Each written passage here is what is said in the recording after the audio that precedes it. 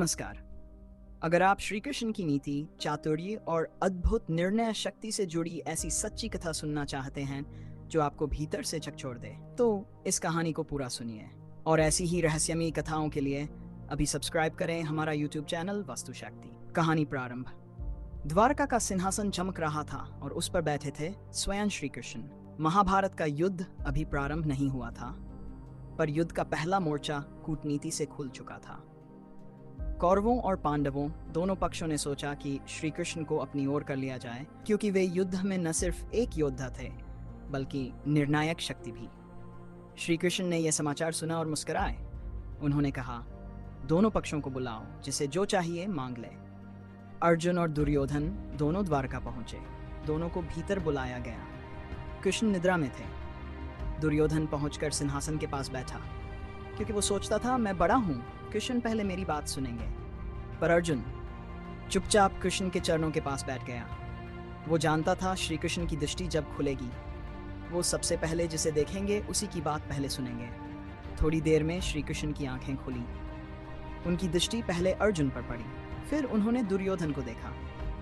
श्री कृष्ण बोले, मैं देखता हूँ तुम दोनों मुझसे कुछ मांगने आए हो, पर मैं निष्पक्ष रहूंगा, इसलिए मैं दोनों को विकल्प देता हूँ। एक और होगी मेरी नारायणी सेना, जो हजारों योद्धाओं से सुसज्जित है, अजेय है, और दूसरी ओर मैं रहूंगा, लेकिन न तो अस्त्र उठाऊंगा न ही युद्ध करूंगा। अब अर्जुन से पहले दुर्योधन बोल उठा, हे माधव, मैं आपकी सेना लेता हूं। श्री कृष्ण मुस्कुराए, फिर अर्जुन की ओर देखा।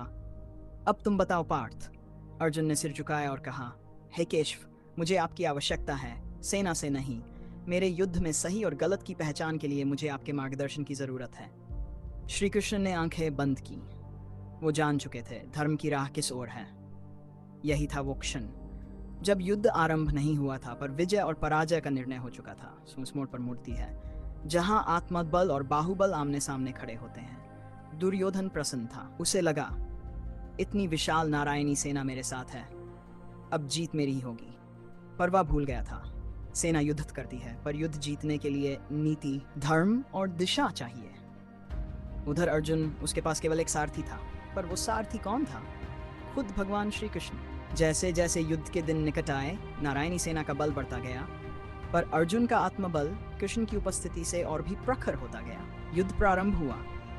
कई बार ऐसा लगा कि कौरवों की सेना भारी पड़ रही है, पर हर मोड़ पर श्री कृष्ण ने अर्जुन को वही दृष्टि दी जो एक योद्धा को सिर्फ युद्ध जीतने नहीं, धर्म निभाने के लिए चाहिए। श्री कृष्ण ने अर्जुन को वो दृष्टि दी जो शक्ति से नहीं, शुद्ध विवेक से आती है। नारायणी सेना की तलवारें भले तेज थीं, पर अर्जुन के हाथ में वो गांडीव था जिसके पीछे श्री कृष्ण का निर्देश था। कहानी का सार। दुर्योधन ने बल चुना, अर्जुन ने बल का स्रोत चुना। दुर्योधन ने संख्याएं चुनी, अर्जुन ने सत्य चुना। दुर्योधन ने नारायणी सेना देखी, अर्जुन ने श्री कृष्ण को समझा, और यही था कारण कि अंततः अर्जुन विजयी हुआ और दुर्योधन की सेना श्री कृष्ण के बिना केवल युद्ध करती रही, धर्म नहीं निभा सकी। अगर इस कथा की एक भी पंक्ति ने आपके मन को छुआ हो तो कमेंट में लिखिए। धर्म के मार्ग पर मैं भी श्री कृष्ण को चुनता हूँ। और ऐसे ही गूढ़, अद्भुत और मोक्षदायी कथाओं के लिए अभी सब्सक्राइब करें हमारा यूट्यूब चैनल वास्तु शक्ति, क्योंकि अगली कथा आपका दृष्टिकोण बदल सकती है।